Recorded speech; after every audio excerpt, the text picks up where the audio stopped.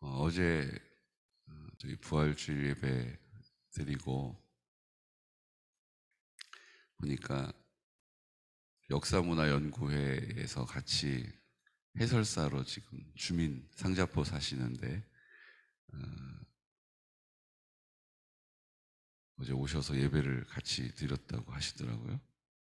마스크 쓰고 막 그래서 잘 보이질 않았었는데 이명희 목사님 옆자리에 앉아서 예배를 드리신 것 같아요. 그래서 제가 어, 초신자잖아요, 초신자.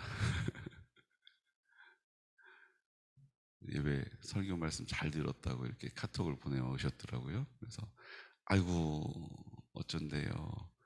하필이면 제일 오래 길게 설교한 날 오셨어요. 그때 이런 답장이었어요. 그러게요. 원래 이렇게 예배가 긴가 하고 생각하다가 하나님이 저한테 은혜를 많이 주시려고 하시나 보다라고 생각해서 행복했다고 그렇게 답장을 보내오셨더라고요.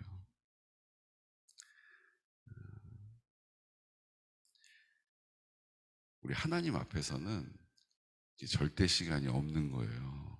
그렇죠? 그렇지 않습니까? 사랑하는 사람하고 있으면 언제 그렇게 시간이 지나갔는지 시간이 빨리 지나가잖아요. 그 시간은 상대적인 거예요. 어떤 일은요, 왜 이렇게 시간이 안 가는지 모르겠어요. 언제 그래요? 저는 군대에서 얼차려 할 때 시간이 너무 안 가더라고요. 머리 박어! 그래가지고 머리를 박았는데, 와, 시간이 왜 이렇게 안 가는 거예요? 왜 이렇게 안 가는 거예요? 그래서 국방부 시계는 멈춰 있다고 그러나 봐요. 얼차려를 봤는데 시간이 안 가요, 시간이. 이러다 죽을 것 같은데 시간이 안 가요. 시간은 상대적이에요. 무슨 얘기예요? 다 우리의 생각에 있는 거예요. 우리가 그거를 빠르다고 느끼면 그게 순식간에 지나가고 우리가 그걸 더디다고 생각하면 그 시간이 우리를 힘들게 하는 거죠. 이게 우리는 뭔가 공정하고 절대 기준을 가지고 살아가는 것 같지만 다 그래요, 다 그래요. 모든 것이 다 그래요. 하나님이 우리의 마음과 생각을 지켜주셔야 온전할 수 있습니다. 네. 똑같은 시간인데 우리의 생각 때문에 우리의 감정과 느낌 때문에 이게 왔다 갔다 왔다 갔다 하잖아요. 그러니까 하나님이 우리의 마음과 생각을 지키시면 모든 것이 기쁘고 모든 것이 즐겁고 모든 것이 순식간에 가는 거예요. 그 신앙의 원리를 우리가 배워가는 것입니다. 이게 내 뜻에 있지 않구나. 모든 것은 하나님이 주인이시구나. 그 하나님은 신실하신 분이시구나. 그분은 선하신 분이시구나. 우리에게 왜 이런 고난을 주시는지 난 이해할 수 없지만 바라고 원하는 것도 아니지만 그 하나님은 선하신 분이시기 때문에 그분이 나를 사랑하시기 때문에 나를 위하여 나에게 유익이 되고 나에게 평안케 되는 길로 인도해 가신다라는 믿음을 갖는 것입니다. 이게 믿음이에요. 왜 그럴까? 가우뚱가우뚱 왜 그럴까? 의심하지 않고 믿음으로 바라보고 믿음으로 듣는 것입니다.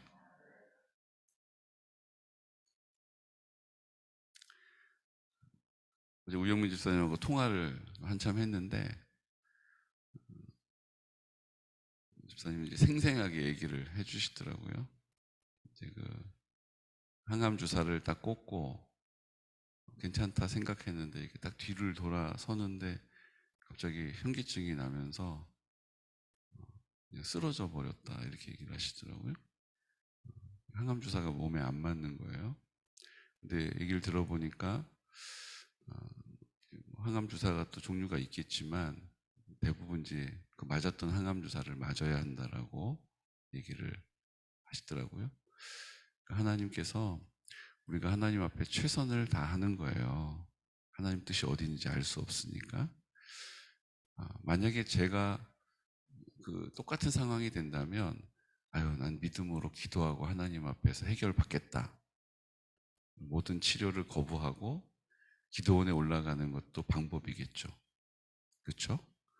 그런데 우리가 그 하나님의 뜻을 헤아릴 수 없다면 하나님께서 우리에게 주신 최선을 다하는 거예요. 왜요? 하나님 뜻이 어디 있는지 모르니까. 우리 조정옥 권사님 병원에 계시고 약을 예전에 한 다발씩 드셨어요. 손 하나 가득 약을 드셨단 말이에요.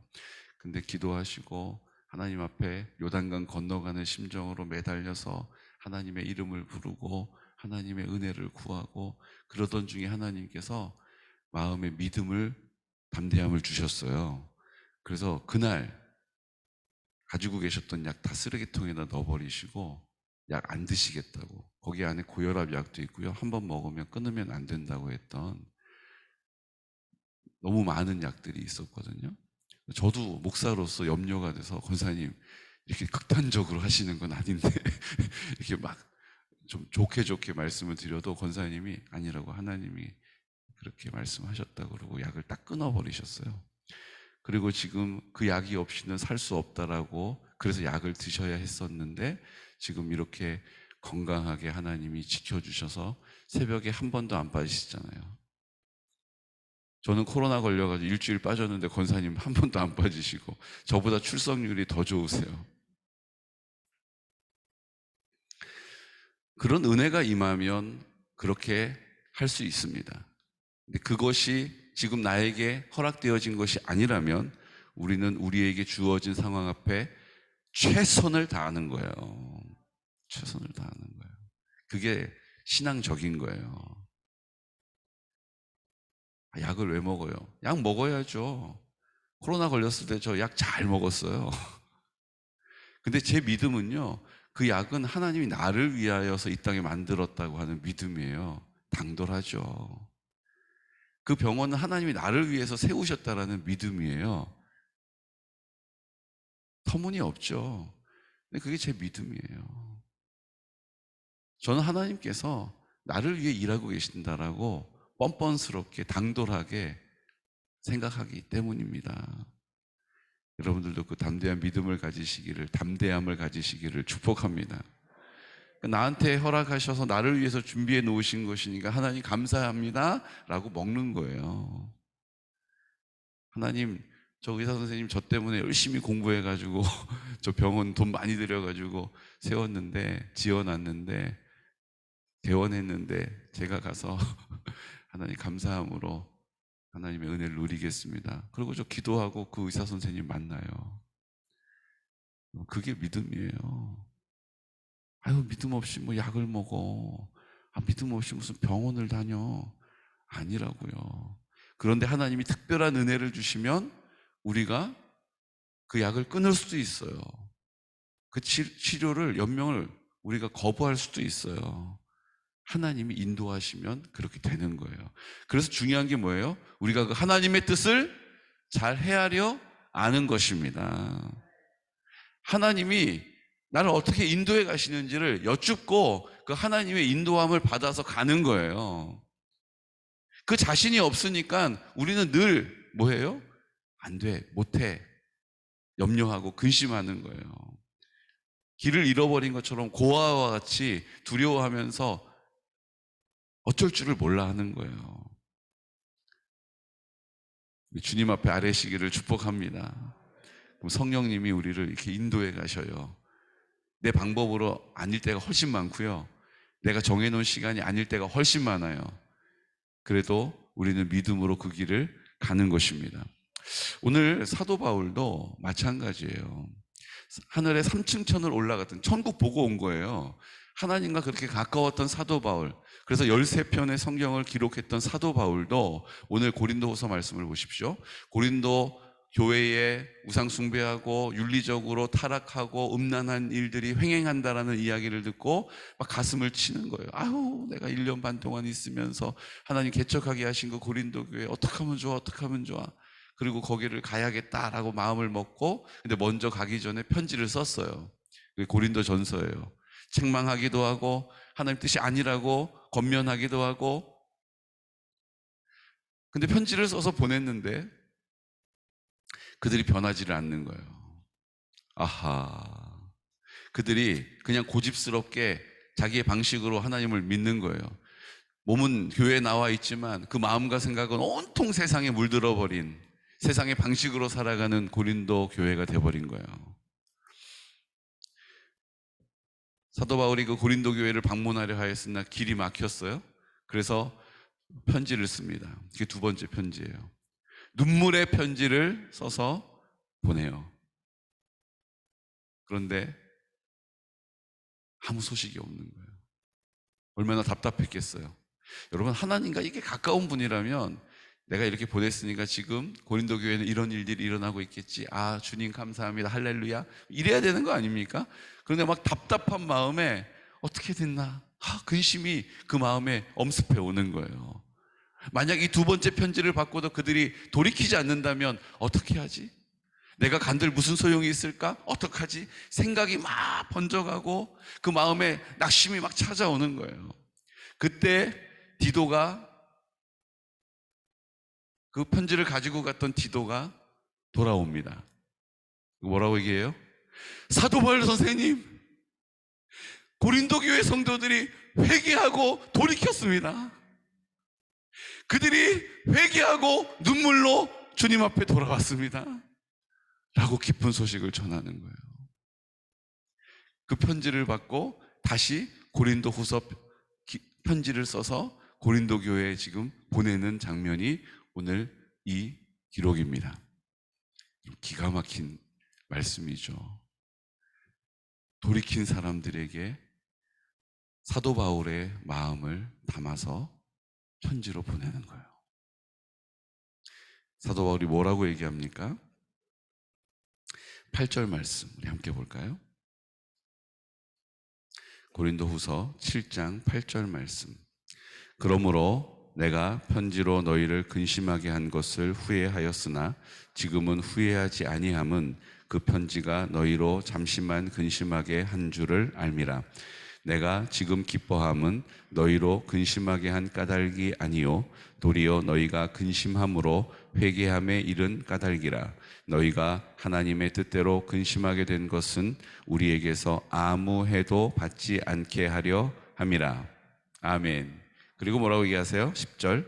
하나님의 뜻대로 하는 근심은 후회할 것이 없는 구원에 이르게 하는 회개를 이루는 것이요 세상 근심은 사망을 이루는 것이니라. 아멘. 하나님의 뜻대로 하는 근심이 있다라는 거예요. 우리가 기도하는 가운데, 성령의 충만함을 구하는 가운데, 하나님의 나라의 소망을 선포하는 가운데 우리에게 허락하신 근심은 하나님의 뜻대로 하는 근심인 줄로 믿습니다.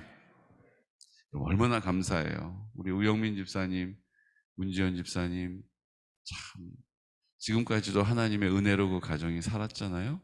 여러분 기억하십니까? 우리 우영민 집사님 교통사고 나서 차 폐차하고 그 운전하던 차에서 기억도 나지 않아요. 튕겨나가서 반대편 아스팔트로 내팽개쳤는데 반대편에서 차가 오지 않은 것도 감사하고 차가 완전히 완파가 됐음에도 불구하고 그 아스팔트 위에서 아무런 외에는 아무런 어디 부러진 데도 없이 멀쩡하게 살아나오게 하신 분은 우리 하나님 아버지십니다.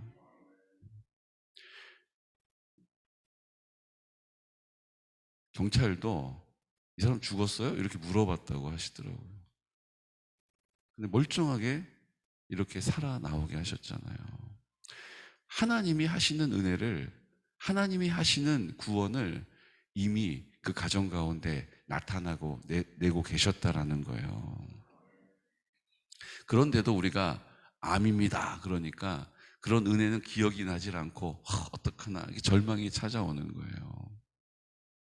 사랑하는 성도 여러분, 하나님께서 우리에게 하나님의 뜻대로 하는 근심은 회개에 이르게 하시는 은혜인 줄로 믿습니다. 이거예요. 그러니까 우리 자아중심적으로 내가 생각하면서 내가 판단하면서 내가 이리저리 궁리하면서 살아가는 인생이 아니라 오직 하나님이 내 앞에 하나님의 뜻을 위하여 내 마음을 내가 주인 행세하지 않고 하나님께서 내 마음 가운데 함께 하심을 믿는 믿음을 가지고 내 생각에 골몰하지 않고 이리저리 궁리하지 않고 내 입장이나 내 경험이나 내 느낌이 아니라 하나님의 말씀을 내 앞에 두는 것입니다.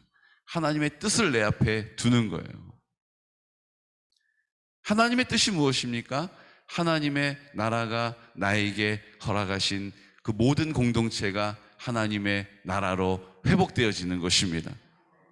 지금은 마치 하나님이 계시지 않은 것처럼 살아가는 우리의 방식이 주님 앞에 굴복되어지고 내 생각에 견고한 것들이 주님 앞에 굴복되어지고 하나님의 나라가 회복되어지는 그곳에 나를 사용하시는 거예요. 어떻게 해요? 순종의 태도를 가지고 감사의 고백을 통하여서 하나님의 나라를 믿음으로 담대하게 선포하는 그 자리에 하나님의 나라로 회복시켜 주시는 거예요. 하나님의 나라가 임하게 될 줄로 믿습니다. 우리가 들어서 아는 것, 우리가 그것을 머리로 이해하고 동의하는 것으로는 아니에요. 왜요? 제자들도 그랬잖아요. 그런데 성령 받으라 라고 말씀하시고 오순절 마가의 다락방에서 성령의 충만함을 받은 이후에 그들의 삶은 완전히 바뀌어져 버립니다. 정말로 하나님의 나라를 살게 되죠. 그 전에도 예수님의 말씀에 순종하여 나갔을 때에 귀신이 쫓겨나가는 권능을 경험했어요. 제자들. 병든 사람들 고침을 받는 그 놀라운 이적도 경험했어요. 근데 다시 예수님께로 돌아오니까 그 능력이 다 온데간데 없어졌잖아요. 우리도 마찬가지예요. 우리도 그 하나님의 절대적인 사랑과 은혜를 힘입고 살아요. 그래서 믿음의 말도 하고 믿음으로 기도하기도 해요. 근데 세상 가운데 살아가다 보니 우리의 생각이 다시 세상의 방식으로 치우쳐 버리는 거예요. 우리의 마음이 하나님이 주인이십니다 라고 고백했던 그 믿음의 고백이 어느덧 흐려져 버리는 거예요. 권능 없는 사람처럼 이 땅에 평범하게 살아가는 것입니다. 그때 주님께서 뭐라고 하세요? 성령 받으라 라고 말씀하시고 아버지가 나를 보내신 것처럼 내가 너희를 보낸다. 내가 너희를 통하여 권능 있게 함으로 성령의 열매를 맺을 것이다. 이제 우리가 그 약속의 말씀을 붙잡는 것입니다. 이제 우리가 그 약속의 말씀을 붙잡고 사람으로서는 할 수 없는 우리 우영민 집사님을 위해서 기도하는 거예요. 어떻게 될지 우린 몰라요. 세브란스 병원으로 옮겨지고 항암 치료를 받는 게 어떻게 진행될지 우리가 모르잖아요. 그래도 하나님 앞에 하나님의 선하심을 믿고 하나님 나라가 그 가정 가운데 임하게 하시고 나도 믿음 없는 사람처럼 내 마음이 갈팡질팡하지 않고 믿음으로 이 상황들을 바라보게 하여 주십시오. 그렇게 주님의 위로하심이 내 안에 있게 하시고 주님의 담대함이 내 안에 있게 하시고 하나님의 나라 내 심령 가운데 먼저 임하고 나를 통하여 우리 가정이 하나님의 나라로 회복될 줄 믿습니다. 하나님의 나라가 임할지어다. 이미 십자가에서 이루신 그 하나님의 나라를 이 땅에서 살게 하여 주십시오.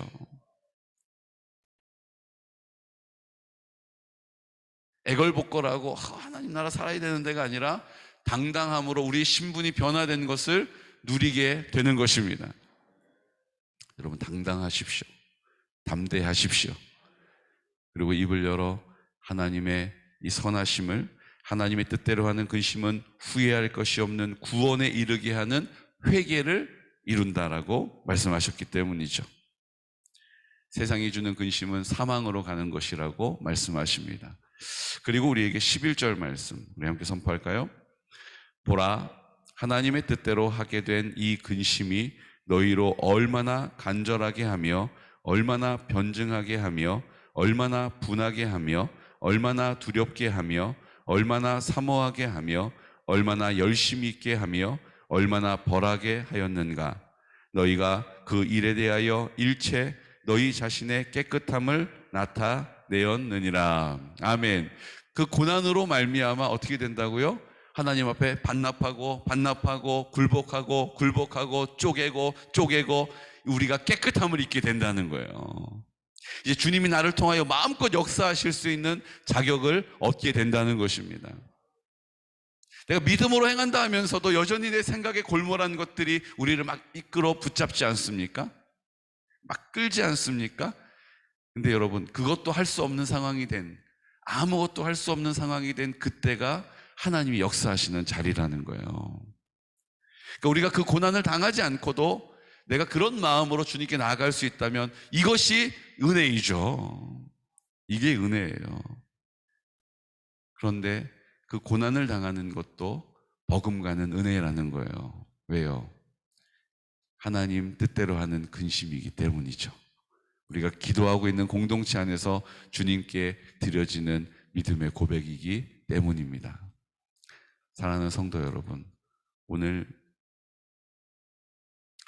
13절 말씀을 마지막으로 받으려고 하는데요, 하나님이 나에게 주시는 약속으로 굳게 붙잡으시기를 축복합니다.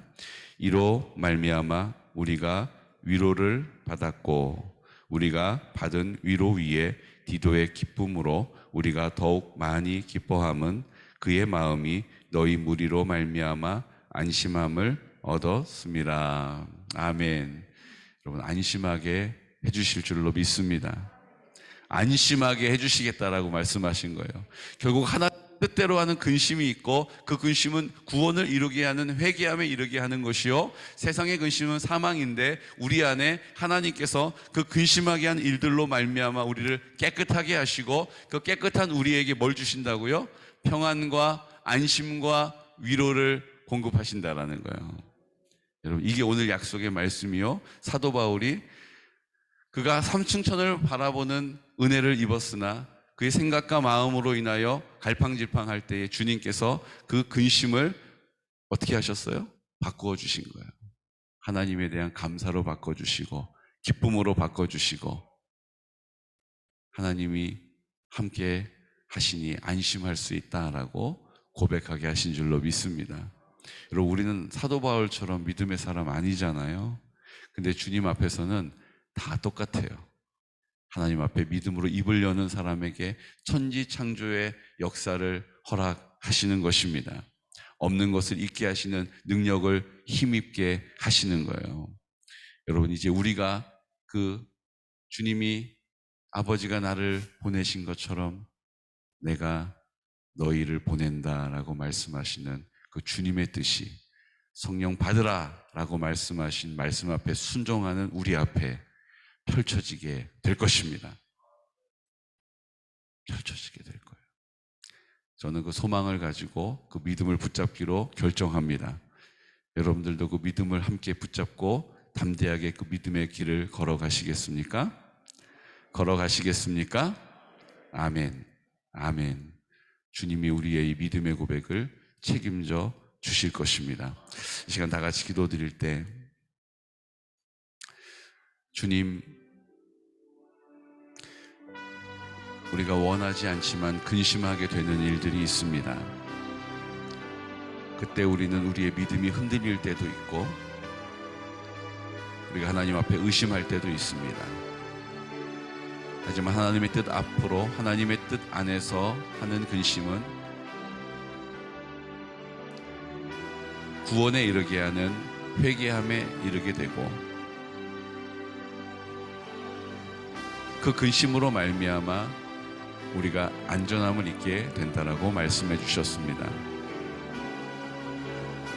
그 근심이 우리를 깨끗하게 하시고, 그 근심이 우리를 안전하게 하시고, 이제 이 근심으로 말미암아 주님 앞에 더 정직하게, 더 겸손하게, 더 애통한 마음으로, 가난한 심령으로 서게 하여 주옵소서. 이제 우리 우영민 집사님, 문재현 집사님, 지금까지 하나님이 베풀어 주셨던 은혜를 기억하게 하여 주시고, 생각으로 마음으로 흔들릴 때마다 그 하나님의 신실하심을, 그 성실하심을, 선하심을 선포하게 하여 주옵소서. 우리에게도 동일한 은혜를 베풀어 주시고 함께 믿음으로 싸워 하나님의 나라 보게 하여 주옵소서라고, 이 시간 우리 나사렛 예수 그리스도의 이름으로 우리 공동체 가운데 허락하신 이 모든 문제들, 우리 가정의 공동체 가운데 허락하신 모든 문제들 주님 아버지 앞에 입술을 열어 담대하게 선포하며 주여 성령으로 충만케 하여 주옵소서. 성령님 하나님의 나라 살게 하여 주시옵소서라고 우리 나사렛 예수 그리스도 이름으로 선포하면서 기도드리겠습니다. 주여